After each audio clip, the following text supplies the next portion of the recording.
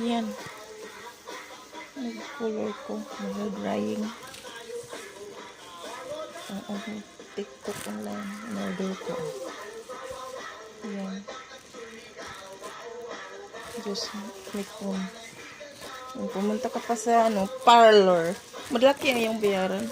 Kaya, home na lang kung magawa.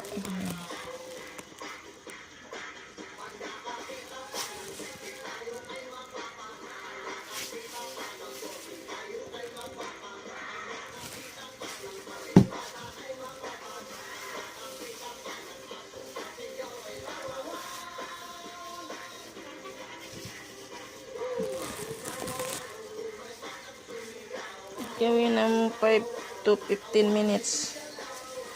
Waiting for a while. Kailangan